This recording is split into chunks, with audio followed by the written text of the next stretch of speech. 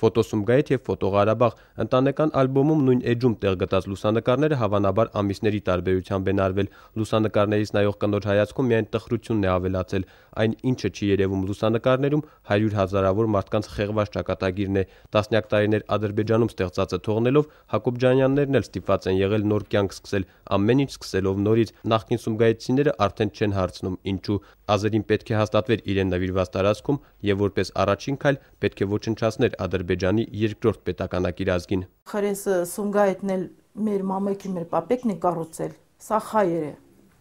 Հիմա որ ամեն ինչ ունեն, ուզում են մեզ վրընդեն, որ իրանք տեր կաղնեն։ Սկսված Արցախյան շարժումը ընդամենը պատրվակ էր, առավել եւս որ Սումգայիթի հայ բնակիչներից շատերը շարժման մասին այդ օրերին բավական աղոտ պատկերացումներ ունեին։ Ընդհանրապես Ղարաբաղից սկի խաբար չլար որ ինչ-որ движение սկսալ, ինչ-որ ժողովուրդը ուզում են անկախություն ստանան, դի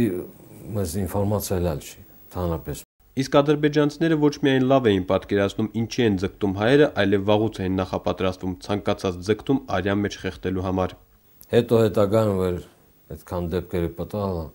արդեն ուժը հասկացան որ ժամանակին իրանք ժողովրդի մաչին պատրաստանում զլոբայնի, ռուսերեն ասած զլոբա։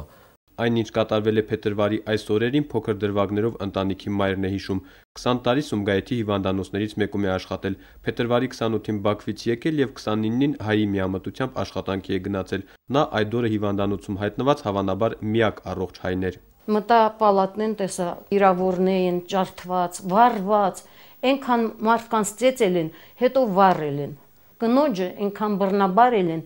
փաթերով է, փադով։ Կինը մահացավ։ Անգամ իրենց հիվանդանոցում մահացածների թիվը չի հիշում։ Հիշում է ուր էին տանում մահացածներին։ Ինչքան մահացողներ կար, դրանց տարան Բաքու էքսպերտ։ Ընտանիքի երիտասարդ անդամներին որդուն եւ հարսին ընտանիքի թուրք հարևաններ ամարանոցում թաքցրել։ Սումգայիթի ջարդերից 2-3 ամիս անց արդեն Արցախում էին, սկզբում Ստեփանակերտում հանրակացարանում, իսկ 1993 թվականից Շուշիում են հաստատվել, արդեն իրենց սեփական բնակարանում։ Իրենց փախստական չեն անվանում։ Ես ոզում չեմ ասեմ, որ փախան եկանք մեր հայրենիքը։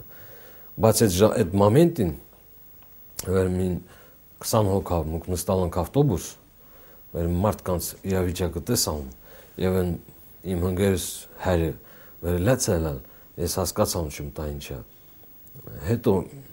տարիների ընթացքում ես գլուխում եկա դա ինչա։ Տոն թողելը եւ փախնելը տնից։ Փախստական բառը շատ փիս բառ է։ Եվ դա հոգով եւ հասկացողությունով։ Մեր երկիրն է, մեր պապական հողն է, ես նորագյուղացի եմ, մամաս առավից է, կիսորս էլ վանքից է, սա այդ մեր հողն է։ Եկել ենք մեզ տվել են օբշժիցիա, հանրակացարանում եք եղել մինչև գանք Շուշի։ Շուշի որ վերցրել են, եկել ենք Շուշինք։ Շատ լավ է, աշխատանքի տեղ ունենք, աշխատում ենք, մեզ իմանում են որ մունք ով ենք, ինչ ենք, ինչով ենք զբաղված։ Տունը կա, տեղը կա, աշխատում ենք, ապրում ենք մեզ համար։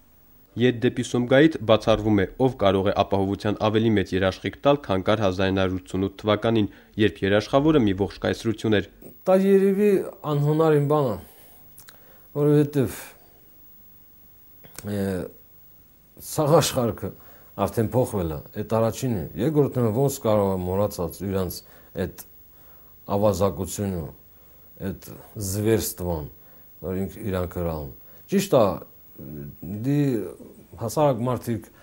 լավություններ ունենալ մարդկանց, բայց общий ешած,